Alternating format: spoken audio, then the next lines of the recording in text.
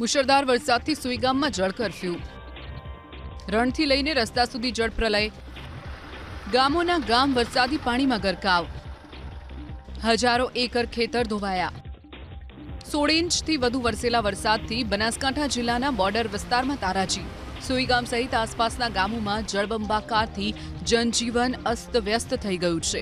ગામની બજારોમાં કમર સુધી પાણી ફરી વળ્યા છે। સુઈ ગામથી નડાબેટ જવાનો આખે આખો રસ્તો પાણીમાં ગરકાવ થઈ ગયો છે।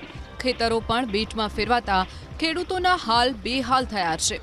અનેક ગામડાઓ જળમગ્ન બનતા એસડીઆરએફ અને એનડીઆરએફની ટીમો પણ જેસીબીમાં સવાર થઈને રેસ્ક્યુ ઓપરેશન કરી રહી છે। વરસાદ રોકાયા બાદ પણ વરસાદી પાણીએ સુઈ ગામને બાનમાં લીધું છે। ન્યાય સંકુલ, મામલતદાર ઓફિસ સહિતના મોટાભાગના વિસ્તારો વરસાદી પાણીમાં ગરકાવ થયેલા જોવા મળ્યા। સુઈ ગામના પ્રવેશ દ્વાર પાસે જ જબરજસ્ત પાણીનો ભરાવો છે। પાણીની આવકથી પ્રવેશ દ્વાર પાસેનો રસ્તો પણ ધોવાઈ ગયો।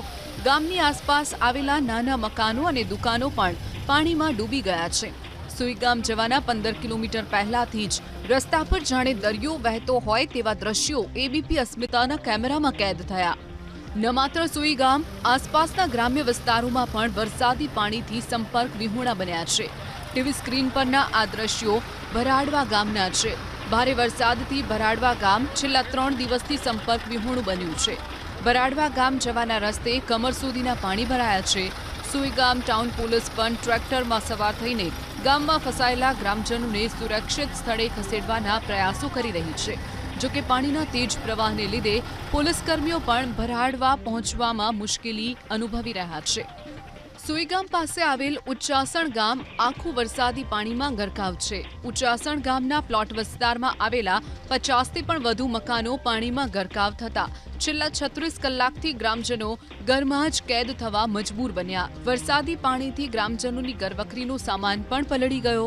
વરસાદી પાણીના સામ્રાજ્યથી ગ્રામજનોને પીવાના પાણી સહિત અન્ય જીવન જરૂરિયાતની ચીજ વસ્તુઓને લઈને મુશ્કેલી વેઠવી પડી રહી છે। પાણીમાં ફસાયેલા લોકોને મદદ કરવા સુઈ ગામ પોલીસ સ્ટેશનના કર્મચારીઓ પણ ખુદ ટ્રેક્ટર ચલાવીને અલગ અલગ ગામ પહોંચી રહ્યા છે।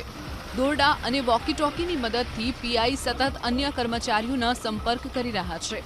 સ્થાનિક વહીવટી પ્રશાસનની મદદ લઈને પોલીસ ટ્રેક્ટરની મદદથી ફસાયેલા લોકોનું રેસ્ક્યુ કરી રહી છે।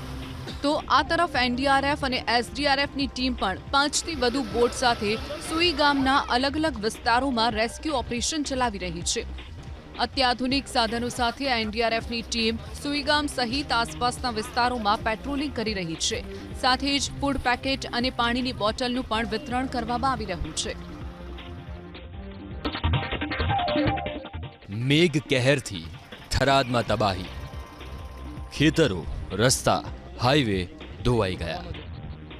થરાદ સહિત ગ્રામ્ય વિસ્તારમાં તારાજી।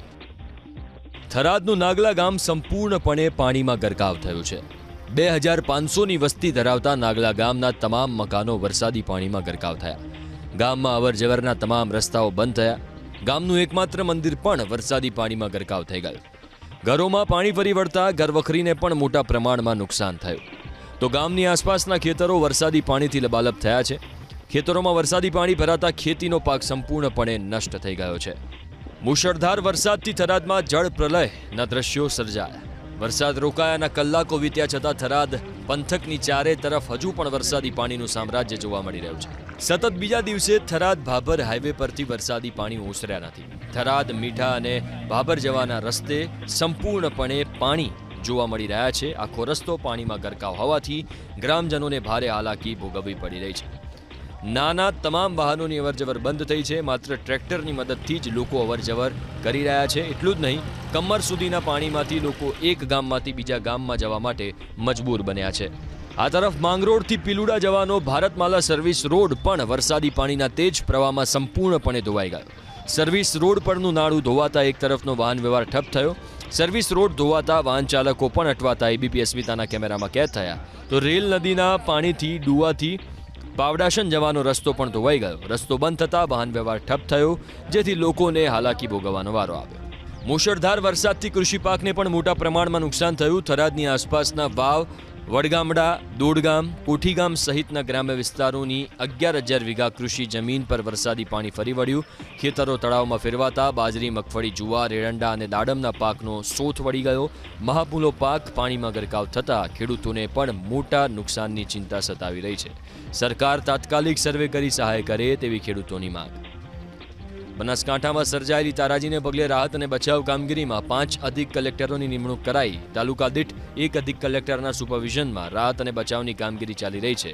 અત્યાર સુધીમાં 1,678 લોકોનું સ્થળાંતર કરીને સુરક્ષિત સ્થળે ખસેડવામાં આવ્યા, તો 297 પૈકી 133 ગામોનો વીજ પુરવઠો પણ કાર્યરત કરાયો છે.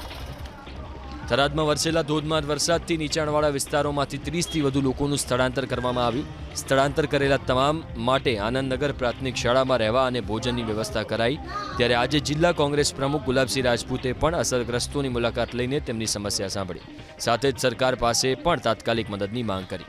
તો સરકારના પ્રવક્તા મંત્રી ઋષિકેશ પટેલે પ્રતિક્રિયા આપતા કહ્યું કે અતિભારે વરસાદથી બનાસકાંઠા પૂરગ્રસ્ત બન્યું છે. વિધાનસભા અધ્યક્ષ શંકરભાઈ ચૌધરી તાત્કાલિક બનાસકાંઠા પહોંચ્યા હતા. અધિકારીઓ સાથે બેઠક કરીને જરૂરી સૂચનાઓ આપવામાં આવી. અસરગ્રસ્ત વિસ્તારોમાં વધુ માનવબળ પૂરું પાડીને ઝડપથી લોકોને મદદ મળી રહે તે માટે સરકાર પગલાં ભરી રહી છે.